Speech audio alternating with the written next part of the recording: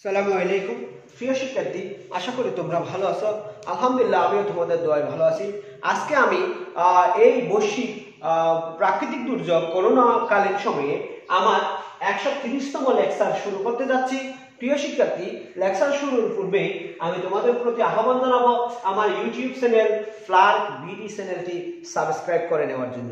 আশা করি তোমরা ফ্লার্ক বিডি চ্যানেলটি সাবস্ক্রাইব নিলে উপকৃত হবে। প্রিয় শিক্ষার্থী, আজকে দ্বাদশ শ্রেণীর পদার্থবিজ্ঞান দ্বিতীয় পত্রে জ্যামিতিক আলোক বিজ্ঞান অধ্যায় থেকে দুইটি সৃজনশীল প্রশ্নের সমাধান করার চেষ্টা করব।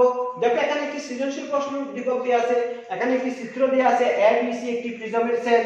এই এবিসি প্রিজমের এবি পৃষ্ঠে 27 ডিগ্রি আপতন কোণে একটি আলোকরশ্মি আপতিত হচ্ছে। দেখো উদ্দীপকে কি লিখছে, এবিসি একটি কাচ প্রিজমের প্রধান সেট। এখানে এবি সমান বিসি সমান সি, অর্থাৎ প্রিজমটি সমবাহু ত্রিভুজের মতন। প্রিজমের উপাদানে প্রতিসারণাঙ্ক দেয়া আছে 1.5। এবি পৃষ্ঠে আপতন কোণ, এবি প্রতিসারক পৃষ্ঠে আলোকরশ্মির আপতন কোণ দেয়া আছে 27 ডিগ্রি। আমাকে প্রথমে বাইর করতে বলছে প্রিজমটির ন্যূনতম বিচ্যুতি কোণ কত। এরপরে বাইর করতে বলছে উদ্দীপকের আলোকে আলোকরশ্মি এসি পৃষ্ঠ দিয়ে প্রতিসরিত হবে কিনা গাণিতিকভাবে বিশ্লেষণ করো। এখানে আপতিত রশ্মি দেয়া আছে এবং 27 ডিগ্রি কোণে আপতিত হচ্ছে সেটাও দেয়া আছে। এই কোণে আপতিত হলে এটা কি এসি পৃষ্ঠ দিয়ে প্রতিসরিত হবে সেটা আমাদের বের করে দেখাতে বলছে। আমরা ক নাম্বার প্রশ্নটি দেখব। আমাদের ক নাম্বার প্রশ্ন বলছে প্রিজম কোণ নির্ণয় করার জন্য। দেখো, ন্যূনতম বিচ্যুতি কোণ নির্ণয় করার জন্য আমরা ন্যূনতম বিচ্যুতি কোণকে ধরলাম, বিচ্যুতি কোণ সমান ডেল্টা এম ধরে নিলাম। ঠিক আছে কিনা? তাহলে আমরা ডেল্টা এম সমান জানি যে sin a plus del m by 2 by sin a by 2। এই সমীকরণটা আমরা জানি। এই সমীকরণের মান বসিয়ে আমরা ন্যূনতম বিচ্যুতি কোণের মান বের করব। দেখো এখানে কি কি দেয়া আছে। এখানে a সমান দেয়া আছে 60 ডিগ্রি। কেন 60 ডিগ্রি? কারণ এখানে বলছে যে AB equal BC equal CA। যদি বাহু তিনটি সমান হয় তাহলে বাহু তিনটির বিপরীত কোণগুলিও পরস্পর কি হবে? সমান হবে। আমরা জানি যে একটি ত্রিভুজ 180 ডিগ্রি কোণ উৎপন্ন করে, তাহলে তিনটি কোণ যদি পরস্পর সমান হয় তাহলে 318 180 ডিগ্রি। তারপরে আছে কি এটা মিউ সমান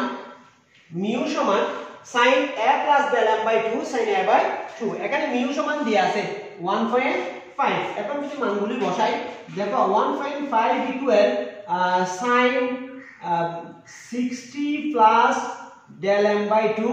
আমি একটু ইজি করে লিখি।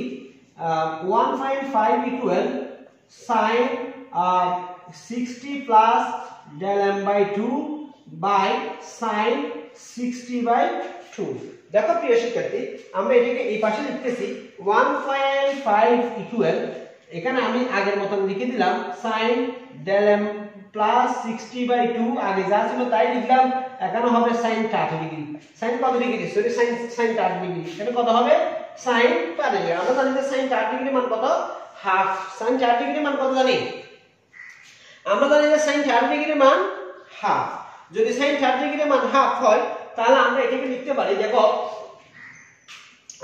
বা sin 30 ডিগ্রি মান হাফ মানে 0.5। তাহলে 1.5 into 0.5 সরাসরি লিখে দিলাম sin del m plus 60 by 2। দেখো, তাহলে আমরা ঠিক কি পাচ্ছি, দেখো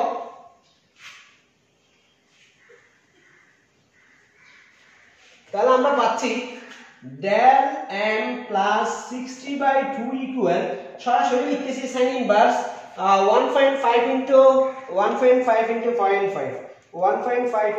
0.5 সমান কত পাবো? 0.75। দেখো, বা del m plus 60 equal 2 into sin inverse 0.75 সমান কত আসে একটু দেখি। sin ইনভার্স 0.75 সমান আসছে 48.595 বা del m সমান, দেখো এদিকে গুণ করে ফেলবো। 48.59 into 2 97.18 বিয়োগ 60 বা দেখো কত পাচ্ছি দেখো, তাহলে আমরা পাচ্ছি 37.18।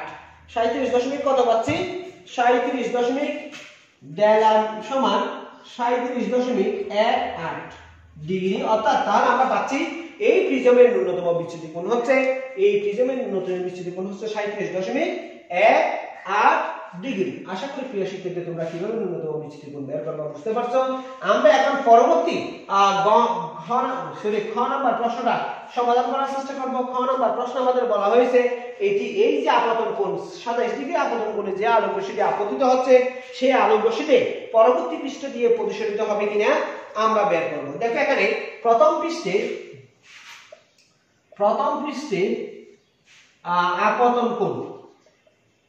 আপতন কোণ I1 সমান 27 ডিগ্রি এটা দেয়া আছে।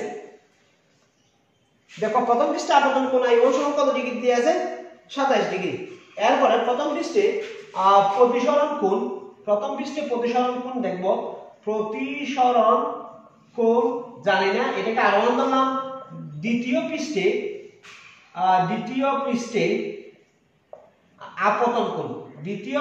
আপতন কোণ আমরা জানি যে R2, এবং দ্বিতীয় পৃষ্ঠে নির্গমন কোণ মনে করে নিলাম I2। দ্বিতীয় পৃষ্ঠে নির্গমন কোণ কি মনে করে নিলাম, I2 মনে করে নিলাম। দেখো এখানে প্রিজম কোণ সমান হচ্ছে 60 ডিগ্রি এবং মিউ সমান 1.5। তাহলে দেখো আমরা প্রথম পৃষ্ঠের জন্য আমরা লিখতে পারি, প্রথম পৃষ্ঠের জন্য খ নাম্বার প্রশ্ন চেষ্টা করতেছি যে প্রথম পৃষ্ঠের জন্য আমরা লিখতে পারি μ1 সমান sin I1 by sin R1, বা এখানে μ1 নয় মিউ সমান, তাহলে 1.5 equal sin 27 by sin R1, বা sin R1 সমান sin 27 বাই 1.5। দেখো sin 27 বাই 1.5 সমান আমরা কত পাই একটু দেখি, sin 27 ভাগ 1.5, তাহলে আমরা পাচ্ছি কত 0.030 বা R1 সমান sin ইনভার্স 0.30। দেখো 0.30 সমান আমরা কত পাই দেখি, sin ইনভার্স 0.30 সমান আমরা পাবো 17.62, আমরা পাবো 17.62 ডিগ্রি প্রায় পাবো, এটা পাবো। আর R1 সমান আমরা পাচ্ছি কত 17.62 ডিগ্রি। আবার দেখো আমরা জানি যে আমরা কি জানি, দেখো আমরা জানি a সমান R1 প্লাস R2, তাহলে R2 সমান হবে a মাইনাস R1, তাহলে a সমান ছিল 60, এটা ছিল 17.62, তাহলে R2 সমান আমরা পাবো, R2 সমান কত পাবো 60 মাইনাস 17.62, তাহলে আমরা পাবো 42.38। তাহলে আমরা R2 পেয়ে গেলাম। আমাদের এখন বের করতে হবে কি, I2 বের করতে হবে। কি বের করতে হবে, I2 বের করতে হবে। দেখো তাহলে আবার মিউ সমান sin R2 by sin I2, sin R2 by কি 2 sin I2। দেখো আমরা মিউ সমান কি পাই, আমরা মিউ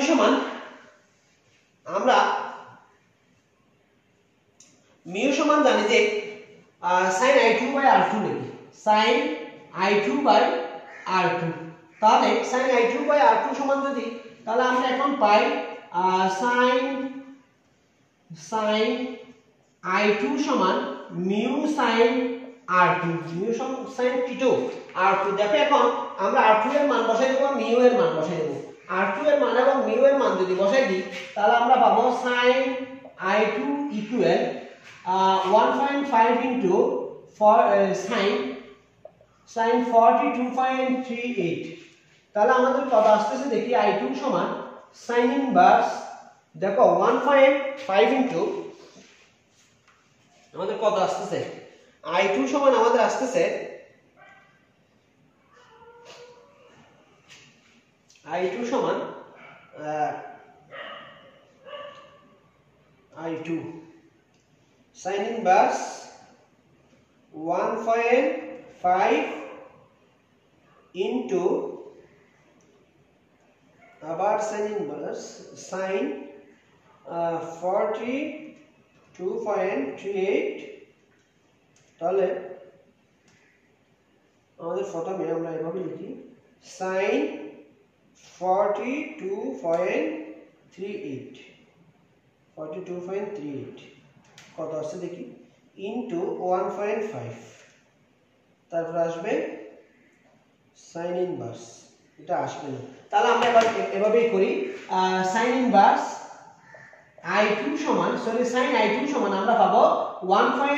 আমরা কি পাবো 1.011 দেখো আমরা sin i2 এর মান পাচ্ছি কত 1.011 কিন্তু আমরা জানি যে ত্রিকোণমিতির সূত্র অনুসারে আমরা জানি যে sin থিটা এর মান কখনো কি হবে না sin থিটা এর মান 1 অপেক্ষা বড় হতে পারবে না sin থিটা এর মান কি হতে পারবে না 1 অপেক্ষা বড় হতে পারবে না কিন্তু এখানে আমরা দেখতেছি যে sin i2 এর মান 1 থেকে কি হয়ে গেছে বড় হয়ে গেছে দেখতে তাহলে sin 1 i এর মান যদি 1 থেকে বড় হয়ে যায় তাহলে অবশ্যই এটা আর কি হতে পারবে না প্রতিসরিত হতে পারবে না তাহলে আমরা দেখতেছি যে 27 ডিগ্রি কোণে যদি কোনো আলোক রশ্মি এই প্রিজমে আপতিত হয় সেই ক্ষেত্রে আলোক রশ্মিটি কি করতে পারবে না এসি পথে প্রতিসরিত হতে পারবে না দেখো আমরা আরেকটি সৃজনশীল প্রশ্ন দেখতে পাচ্ছি এখানে একটা চিত্র দেয়া আছে একটি উত্তল লেন্স দেয়া আছে উত্তল লেন্স এই উত্তল লেন্সের সামনে আলোক কেন্দ্র থেকে 50 সেমি দূরত্বে পদার্থের উপর একটি বস্তু রাখা হয়েছে দেখো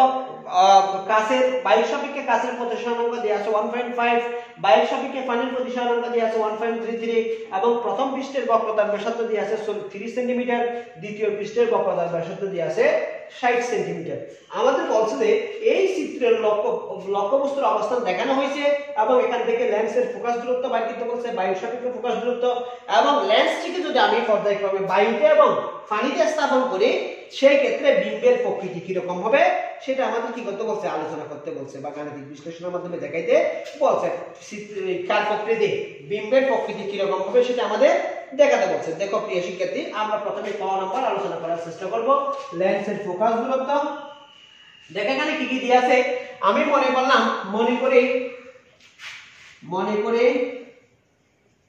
ফোকাস দূরত্ব সমান FA ফোকাস দূরত্ব সমান কি FA কল্পনা করলাম দেখো এখানে কি কি দেয়া আছে মিউ জি বাই এর সাপেক্ষে কাছের প্রতিসরাঙ্ক 1.5 দেয়া আছে r1 সমান 30 সেমি দেয়া আছে r2 সমান অবশ্যই -60 সেমি হবে কেন মাইনাস দিলাম আমরা জানি যে উত্তল লেন্সের ক্ষেত্রে দ্বিতীয় পৃষ্ঠের বক্রতার ব্যাসার্ধ ঋণাত্মক দ্বিতীয় পৃষ্ঠের বক্রতার ব্যাসার্ধ কি ঋণাত্মক তাহলে আমরা লিখতে পারি 1/FA সমান মিউ জি -1 ইনটু 1/r1 1/r2 দেখো 1/FA সমান 1.5 - 1 ইনটু এটা হবে 1/30 এখানে মাইনাস মাইনাসে প্লাস হয়ে যাবে 1/60 তাহলে দেখো আমরা কি পাই বা 1/FA ইকুয়াল 0.5 ইনটু দেখো এখানে আমরা কি পাচ্ছি 1/30 প্লাস 1/60 আমি একটু সরাসরি করে ফেলি 1/30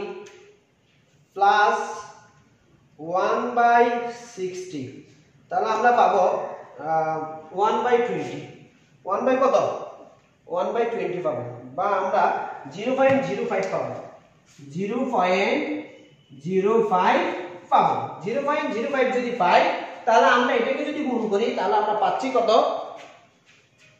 ইনটু 0.5 তাহলে আমরা পাবো 0.025 0.025 দেখো আমার দরকার কি FA এর মান যদি FA এর মান বের করতে যাই তাহলে FA সমান হবে 1/0.025 তাহলে আমরা কত পাই দেখি 1/1 आंसर 40 অর্থাৎ বায়ুতে তার ফোকাস দূরত্ব হবে কত হবে 40 সেমি বায়ুতে তার লেন্সটির ফোকাস দূরত্ব হবে 40 সেমি আশা করি প্রিয় শিক্ষার্থী তোমরা বুঝতে পারছো ইজি একটা প্রশ্ন আমরা খ নাম্বার প্রশ্নে आंसर করার চেষ্টা করব খ নাম্বার প্রশ্ন আমাদের বলছে যে লেন্সটিকে যদি বায়ুতে এবং পানিতে রাখি সেই ক্ষেত্রে বিম্বের প্রকৃতি কি রকম হবে বিম্বের প্রকৃতি কি রকম হবে, অর্থাৎ দুই ক্ষেত্রে বিম্বের প্রকৃতি কি রকম হবে সেটা আমরা একটু দেখব। দেখো প্রিয় শিক্ষার্থী, আমরা প্রথমে বায়ুতে রাখলে কি রকম বিম্ব পাবো সেই ক্ষেত্রে দেখব। বায়ুর ক্ষেত্রে কি রকম বিম্ব পাই, বাস্তব পাবো নাকি অবাস্তব পাবো, না সোজা পাবো নাকি উল্টো পাবো সেটা একটু আমরা দেখব। এরপরে আমরা পানির ক্ষেত্রে দেখব। দেখো প্রিয় শিক্ষার্থী, প্রথমে আমরা বায়ুর ক্ষেত্রে দেখি।